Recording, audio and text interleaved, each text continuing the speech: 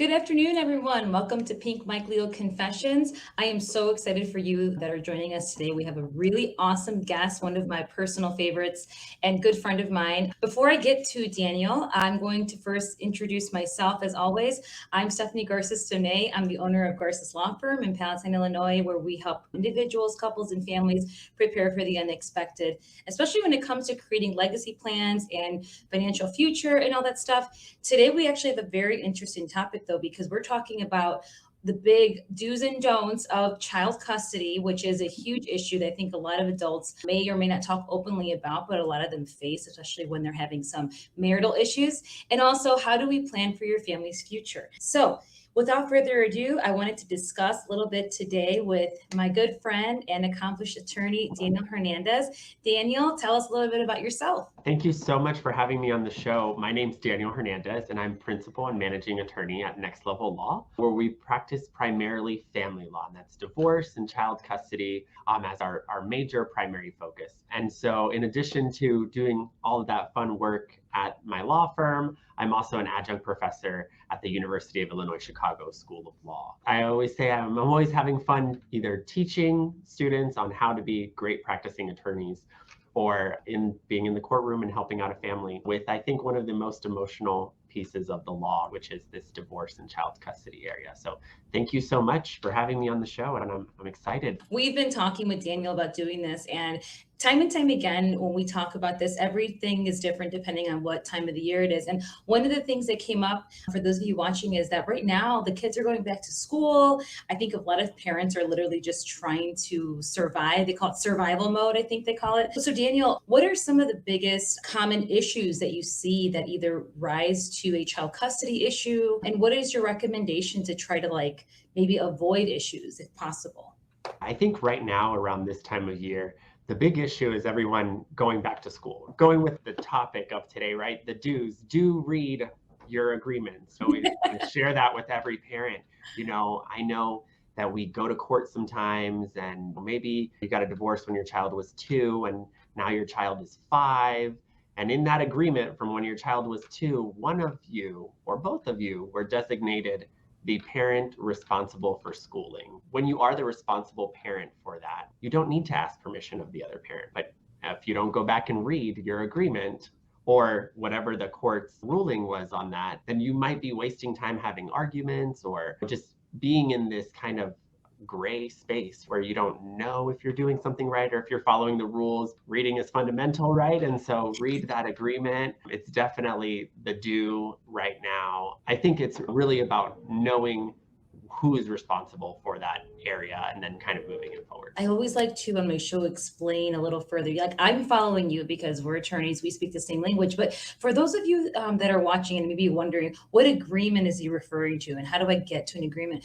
Daniel, how do you explain? Like, how would someone come and see you, assuming that they're having a similar issue? What does it look like that somebody would come to you for child custody services? What is the kind of ideal situation or common factors that come into play that would give rise to even getting an agreement in place? Yeah, there's two, I always say there's two clients. One that has already gone to court and has some kind of court document naming what we call the parenting plan, right? The allocation of parental responsibilities and parenting plan. And so that individual may have issues concerning child custody, like what we just described, right? What school should the child go to? Should he or she play baseball, or should they dance in ballet, right? Those kind of questions. And there are many disagreements around that. And depending on what your agreement says, it could very well be that someone needs to be more responsible, or someone kind of has the upper hand, we'll call it, right? In some agreements, it's 50-50, right? There's no right answer. So issues could come up around that, or it could very well be that you want to modify that, right? And so you already have an agreement and there's something that you're seeking to change from that agreement. And then I think the other client that comes in is someone who maybe had a wonderful relationship with their significant other, and now as time went on, they're no longer together and they've been co-parenting together, and nothing in the law says you can't do that, but now you have issues, but you have nothing, no court document, right? And so now you're really seeking to have something in place, what I always call at least a floor of who's responsible, when the child sees each parent, and those kind of having that agreement in place. And I use the word agreement a lot Because as you know, Steph, and I think many of your viewers, very few times do we go to trial. It's a very small percentage, even in family law. And so a lot of times we do come to agreements that are court issued agreements. Okay. No, that's a really good question. So, out of curiosity, and because I get these questions a lot, how does the court maybe give us the Cliff Notes version and maybe not? I know there's a full explanation to this, but what is the way that the courts view married versus non married couples in the world of child custody, or perhaps just in divorce as a whole? How do they view them? I understand that it's different. So, I wanted to just kind of touch on that. Yeah. So I almost wanted to tell you it's not different at all, right? I think what's different is more us, the lawyering piece, right? One Yes. is that you're divorcing. And so as a married couple, you need to get a divorce. And part of your divorce, if you have children, is the allocation of parental responsibilities and creating that parenting plan. And so it's just one additional step to your divorce. And I think on the other side, where you have unmarried parents, you're petitioning for parentage, right? You're petitioning to establish, number one, that the other parent is a parent, right? Whoever you're petitioning. And then number two, to establish the parenting plan and the allocation of parental responsibilities. Just as a tidbit, you're going to hear me say that allocation of parental responsibilities a lot because in Illinois, in the law, we don't use the word custody as a legal term. And so I always tell everyone, really the person who has custody is the parent that is responsible for the child. I like to explain it to people like, look, for purposes of the world, you are a parent. Yes, no one's arguing that. But purposes of the law, it looks a little different depending on what has happened in the marriage or the relationship. So that's great. And I think I mentioned this to you earlier. One of the most common questions that we get, and it's like a do and a don't, what to do when it comes to having children or having a spouse. A lot of people will ask, can I put something in place, whether it's an agreement with you, Daniel, or an agreement with us, to essentially disinherit or remove parental rights from this other parent? What are your thoughts on that? I have my own thoughts. So what are your thoughts on that? While I don't practice wills and estates and disinheriting and inheriting, it does touch family law. And I have had clients tell me, I want a will because I want to make sure that if something happens to me, the father never sees the children, or if something happens to me and my spouse, that my parents never have custody of the children. And I always tell everyone, like, wait, we have to go back to the foundational principles of family law, right? And it is what is in the best interest of the child. And as much as we want to sit here and say, I could write a will today and say, for sure, my children should go to my sister. Maybe when I pass away, my sister is a drug addict and doesn't live in a home and the best interest of my children be served. They wouldn't, right? And so while certainly I always tell my clients, but in the family law realm, I always say, well, when you talk to your estate planning attorney, tell them that you would like to provide the court with some direction, right? You would like to say, in today, as I'm signing this document, I think my sister is a well-capable individual who's built a relationship with my children. And if something were to happen to me, they should go to my sister, right? Absolutely. Now, that being said, too, if there's ever a parent available, the court is going to look to that parent to do exactly what they are, be a parent, right? Now, again, analyzing the best interest of the child, right? If the child's 15, never seen the father, I don't know if that's in the best interest of that child to now have his life upended after losing his mother in this example and now have to go live with a man he doesn't know. While I'm not a judge, I don't think that judge would rule in that way, right? I always say it's more about telling the court a story through your will, through whatever document. Absolutely. Absolutely. And I couldn't agree with you more. I mean, we do estate planning here. And one of the things I always tell people, same thing to resonate with what you're saying, is I say, you have to make sure that all we're doing is it's a plan. Now, could the plan come true? Okay, well, assuming dad maybe is not in the best interest, or mom is deceased, or perhaps mom wants nothing to do with the kids, you're giving guidance. So I always tell clients, especially when it comes to parentage comes up a lot, and who's going to take over my kids? And I always tell people, like, think about two things. How do you want your kids to be raised? Do you want them to grow up in this way or in that way? Do you have a fun uncle who's really, really fun, but maybe not super responsible and won't have money to raise them? Those are the types of questions that come up. And we always tell them the same thing. I mean, you want to give a plan because a plan is better than no plan. It's probably similar in your world where, like you said, maybe you're having trouble with your spouse, or maybe you're having trouble with your partner and you're not seeing eye to eye with the kids and the way that things are being handled. This is where where they come to you for say, okay, now we need to get an agreement in place. Same thing with the will. Having a plan is better than no plan, right? I always tell my clients, I've said this so many times in the show, is if you don't have a plan around your family, whether it's what happens if I pass, or what happens if me and my spouse are not getting along, what's the plan for the future? You have the power to change it, right? And you don't jump out of a plane without a parachute.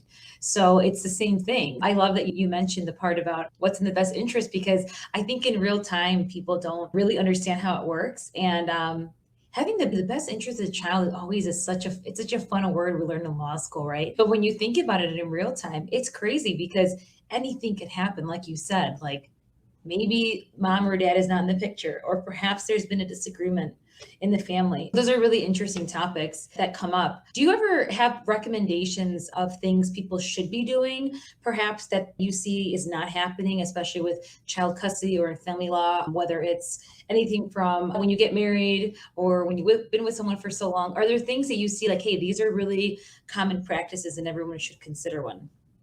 I always say that lawyers are problem solvers, right? And so sometimes I can use the law to solve a problem. I can go to court, I can run in there, and sometimes I can kind of sort of be a therapist and share a little problem solving tidbit.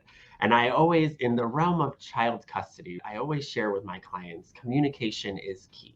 Do I understand that you are forced to communicate with someone that you might not like, right? I've shared with some clients, I'm like, hey, these are the cards you were dealt. You have a beautiful child that you love. Your child has a parent. This parent clearly wants to be in the child's life because that is why you are in court. Maybe you're upset about that. I understand.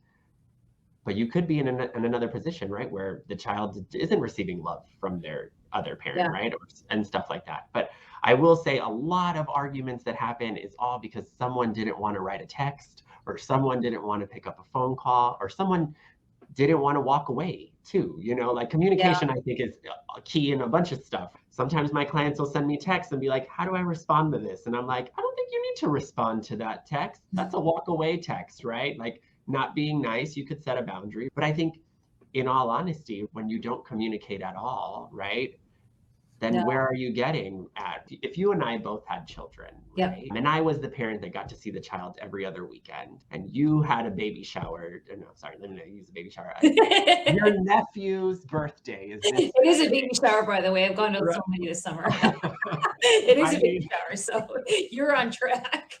so let's say you have a nephew. It's his birthday. You want to take the children. It's my weekend, Yep. right? One of two things could happen. You could pick up the phone and you could say, hey, Daniel, it's our child's cousin's birthday this Saturday. Can we switch weekends? Maybe I'll tell you yes, maybe I'll tell you no. At least we communicated. The other option is that you just do whatever you want. And then the only option there is for me to take you to court and say, I can't believe her. Your Honor, she didn't abide by your order, by her own agreement. It was supposed to be my weekend. I had plans. And so something as simple as a phone call could have avoided all of that, paying attorneys, going to court, spending months over one weekend. I always share communication is key when it comes to the children. Safe communication. I will never tell my clients that are in unsafe situations to communicate with their co-parent if it's unsafe to do so, right? But when it is safe, if you could, use one of the parenting apps to do it, or, if you have like a running thread of an email, if that's the way you communicate. Some parents are still picking up the phone and they're still having regular phone calls and they're okay with that. However you feel safe doing it, it definitely can help in so many ways, just having a conversation. Yeah, absolutely. It's so funny because I feel like maybe we are therapists. They do call us counselors for a reason. I couldn't agree with you more too, because a lot of times I think a lot of it is just coming down to like, who is the person that's going to be putting their ego aside, really? Because sometimes it comes down to ego, right? Like I might think I'm 100% right. And you think you're 100% right. And then that's where the problems arise. But the good news, it kind of sounds like there's a solution to the problem. It just costs you money and time. But you heard it here, folks. You can probably get around money and time being wasted if you just pick up the phone. I couldn't agree with you more. Although then again, sometimes I think it's easier said than done. Many people feel so passionate about their position and their stance. But that's why I think as problem solvers, as attorneys, we're in business. There's just so many things that come up in this scenario that people don't know what to do. And a lot of times I think people also go down like a web of the internet. So that's my other question to you. I know I get a ton of that, but do you ever have people say, hey, I looked online and this is what it says I should do or can do with any part of your practice? Do you see that happen a lot?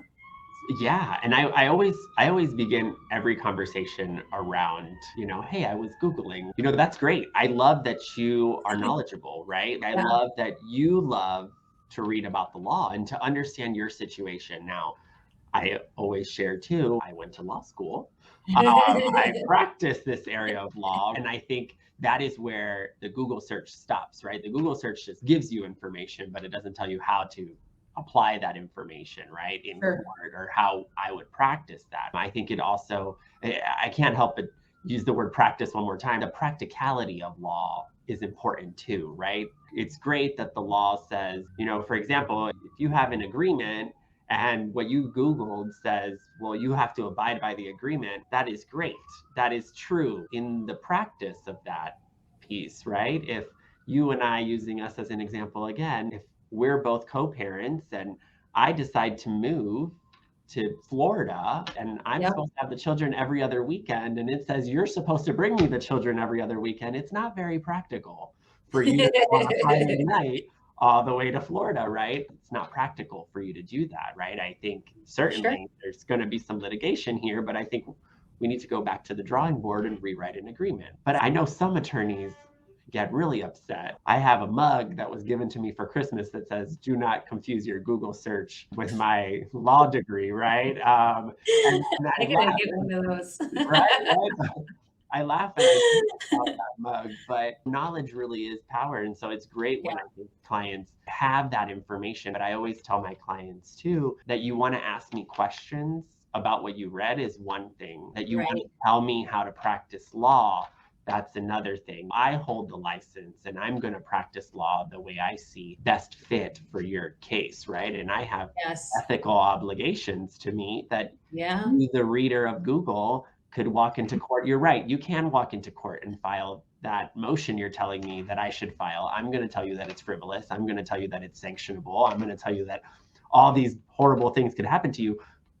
But you would have to do that on your own, not using my law license. You might Yeah. get in trouble for that. You know what? I love that you said ethical because I've had more people say to me, and maybe, and it's more just like, it's really to educate consumers and viewers. I always tell them, like, there's a reason why the attorneys exist, right? We know the changes in the law, we know what's going on. If you're in a jam, I have a lot of people that do it on their own, whether it's anything, you name it. I've seen holographic wills, I've seen people come up with their own motions and pro se and stuff. Nothing wrong with that to an extent, but I think my question to you, Danielle, and maybe you'll agree with this, is do you think that people can represent themselves? I mean, because that's one of the questions we get all the time. And of course, there's value in what we do, and we can talk about that, but can people represent themselves? That's one of the biggest questions that I get. And it's particularly for your situation, child custody. Can someone represent themselves?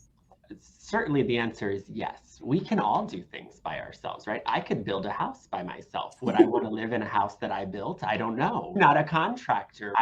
We can all do things on our own. Yeah. There is a reason why there's a professional that exists there. And that professional has knowledge that, number one, they're going to share with you. And number two, that's going to help you accomplish your goals. Do I understand that not everyone has the resources to hire an attorney? I certainly do. And there are services out there, though. Even my law firm offers Yes. this type of service, which is a representation, but on a limited scope basis. Certainly, it's not the same fee I would be charging if I was driving your case, if I was the attorney going to court. But there is a fee where I can coach you. I could say, hey, the motion that you need to file is the child support motion. And this is how it works. You're going to write the motion. This is what I want you to write in your motion. You're going to file it with the court. You're going to present the motion that day. All you're doing is presenting it. You're going to say, Your Honor, I am here to present this motion to you. And I might even give you a little script to read when you go stand in front of the judge, right? Yes, you can do stuff like that. But what I always say is to never do it blind. You Yeah. have to use some kind of resource.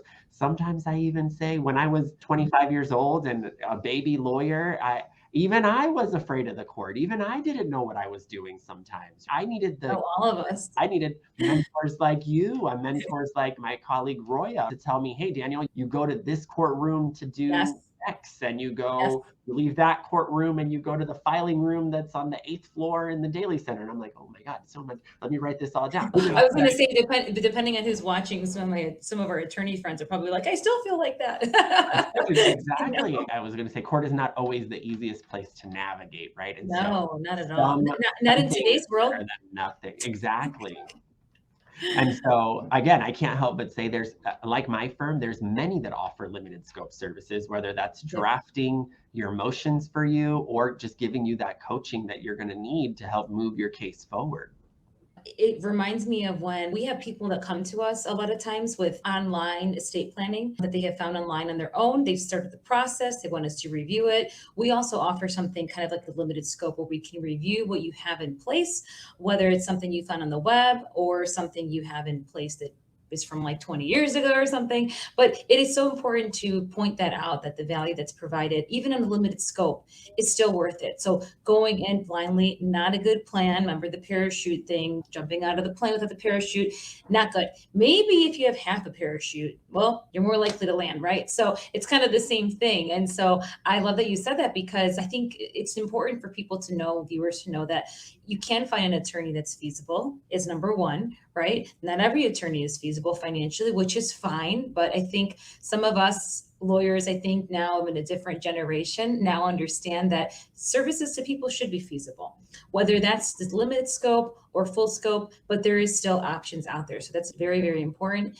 Can you do it by yourself? Absolutely. You could definitely go by yourself. Although there's some areas of the law, specifically like criminal, where you can't really show up by yourself, or perhaps even probate courts. We handle probates. They're making people get lawyers. They do not want to see an heir step up and say, hi, I'm an heir. They're like, you need to come back with a lawyer. At least not that we've seen. So I think also the judicial system benefits from having people guided, because it's more likely to resolve, it's more likely to meet the goals, as you said, and people feel like they're actually being represented or have their best interests in mind. So that's really great. So I'm glad you touched on that, because I've been wondering that. Segueing really quick, I wanted to talk to you about real estate and divorce, because I know this is a hot topic that comes up all the time. I don't know about you, Danielle, but I get a lot of phone calls or even comments from clients that are like, hey, I own my home with my insert whoever, whether it's a partner who you're not married to, the partition actions. We actually talked about that a little bit not too long ago. So check out my other episode on that. But there is something about real estate and partners buying it together, whether you're romantically involved or not, by the way, or buying it, being married, and can someone take someone off of property to disinherit them or whatever without getting divorced. So do you ever come across this? Because I certainly do, but I'm curious if from your standpoint, does anyone ever come to you and say, hey, I'm married or not married, and we have this piece of real estate, and it's the only asset they have for the most part, but can we do something for them in the divorce world, married or not married? What are your thoughts on that? I think there's a lot there, but I think the main thing or the foundational piece here is like when you're married, any piece of property that you acquire, and when I use the word property, I'm not just talking about real property, I'm talking about anything from a Post-it note to $100 million. Anything you acquire from the day you get married until the day you get a divorce is marital. Whether my spouse is on it, whether your spouse is on it, that does not matter. Taking someone off of a house, you can do it, but when did you buy the house? Or not putting someone's name on a house, right? I've had separated individuals come in and they're like, I just bought a house last week. And I'm like, oh, you and your husband bought a house last week. And they're like, no, They're like, no, just no. me, just me. And I'm like, no, you're married. You're married. Your husband bought it too. That's what the law says. I think I share that point because it's so important. If you don't want to be with someone to get a divorce, right? Do you Yes. want, I always say, if you're married, Yep. and if you're married, would you want that person making a decision if you were to be incapacitated tomorrow about your life? Because that's what the law says. The law says that your spouse is the first person that they're going to call on to make Yep. decisions about life or death. Do you want that person? No, then you need to get a divorce, right? I was going to say really quick on that. For those of you watching, we do offer powers of attorney documents, and you can designate someone other than your spouse if you want to actually make the decision. So keep in mind that what Daniel is saying is kind of how it works in real time, but to have your own decisions made. And I always say giving power back to us, like the individual, to make those decisions while we're living. You can do that as long as you plan. And we do offer these services. So I just want to make sure people know that, because Daniel is right. If you don't have a plan, really the laws of Illinois are what apply. But you are able to sort of dictate who makes medical and financial decisions for you. It really comes down to your question about property Yes. specifically, right? If you're still married, it's the marriages, It's right? the marriage. Yep. And you might be buying it with your new lover, right? But it's the marriages. Your 50% that you just bought with your new lover, it's the marriages 50%. And Daniel, isn't it true too that in divorce law, for example, what you just said is so important, because the amount of people that we have, and we unfortunately really have to break down the whole like, hey, I know you haven't seen your partner or you're separated for X amount of years, but this home that you have, you live there, it was your home at one point, is half theirs. And most people will say, well, I took them off. And I'm like, yeah, but dude, isn't it true that people can still make a claim? I feel like when push comes to shove, Yeah. you can make a claim. That's what the law says, right? Yeah, just like the person selling a home that is married, that still has to have their spouse Yes, sign the yes, deed, signing right? the deed, yes, Why are they signing the deed? They don't own it because they're married, which means that yes, this piece of property was technically theirs. And so yep. or the marriage is, right? And so if the marriage is getting rid of it, then they have to sign it because they're a married individual. Do you see that a lot too with like other properties? A lot of people have multiple properties. I know I represent a lot of investors, people that have multiple properties, not just homestead, not just where they live, but ones that are like, I guess you could consider them investment properties. Do you see those claims come up with married couples? Because, for example, if I buy an investment property, but my husband is nothing to do with it and it's just mine and it's only mine, and can he make a claim?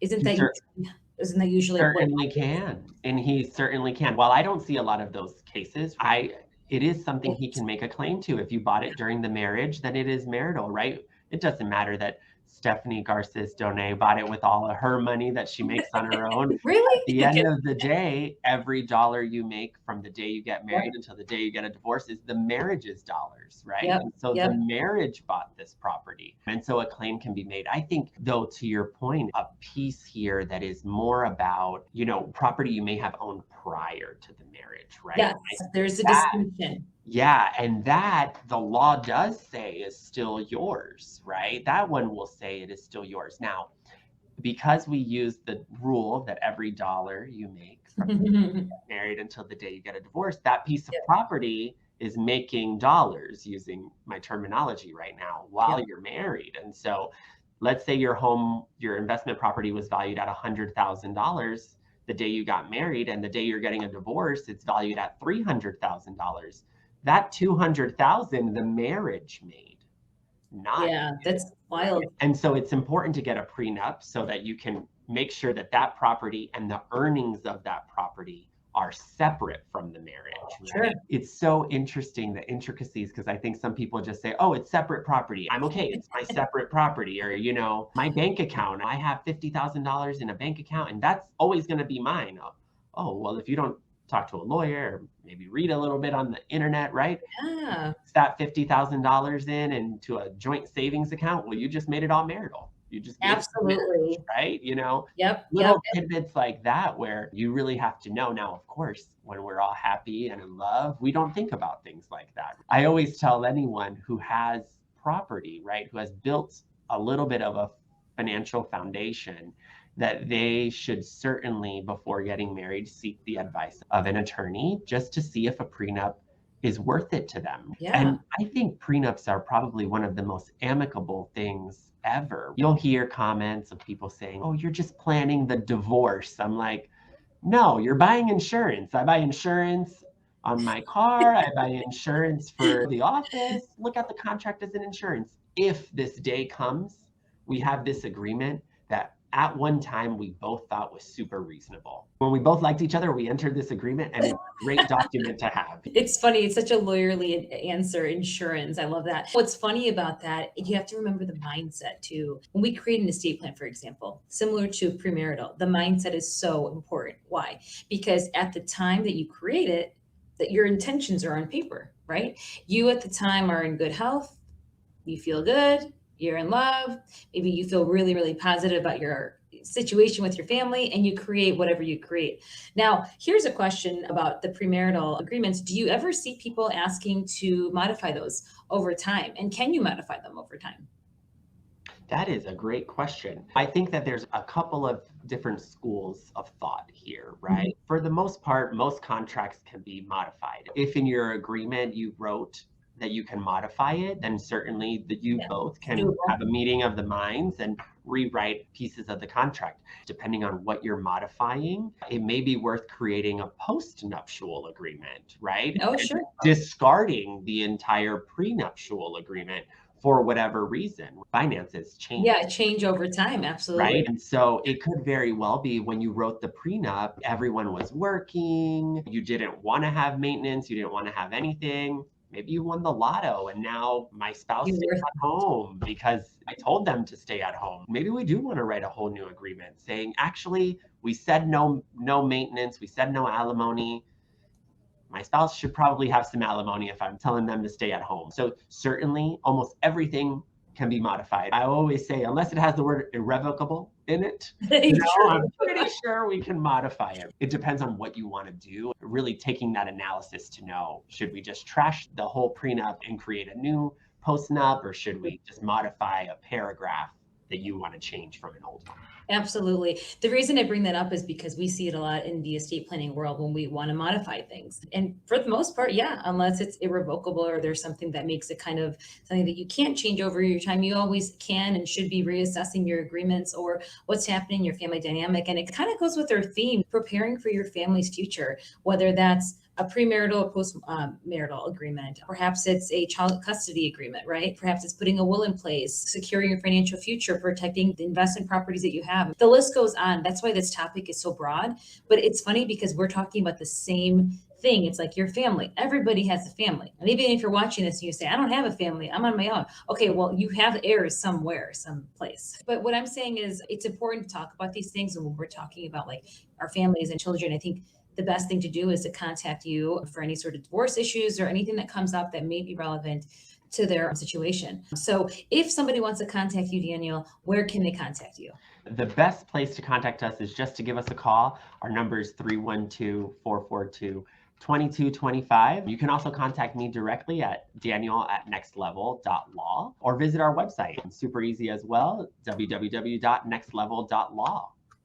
Awesome. Great. Thanks so much. Is there anything else you wanted to add for our viewers today and to kind of leave them with a last thought? Yeah. I will always say knowledge is power, right? And so whether it's you doing a Google search or taking an attorney up on their free consultation, I definitely recommend you just learning enough about the law for you to be able to make a judgment call on how you're going to proceed forward. I can't help but say, wow, it certainly is true that many attorneys are expensive. There are affordable attorneys out there that charge flat rates like my firm, that do limited scope like my firm does, and it becomes something that is accessible to the average person. Awesome. Great. Thank you, Daniel, so much. Really appreciate you having you on. It's so great and such a treat to have you today because I know we've been back and forth about these issues, but I feel like we've covered so much ground. So if you viewers have any questions, feel free to message us directly. You always have our contact info. And please remember that we do speak Spanish, Danielle, as much as I do. So we are bilingual law firms if you need that service. So se habla español in case anyone is watching out there and needs to forward this to their grandma or something. But anyway, thank you so much. And everyone, just please tune in for our Pink Mike Legal Confessions we have coming up next month. We have a lot of good stuff for you guys. So hope everyone is well. And thanks again, Daniel. Thank you. Take care.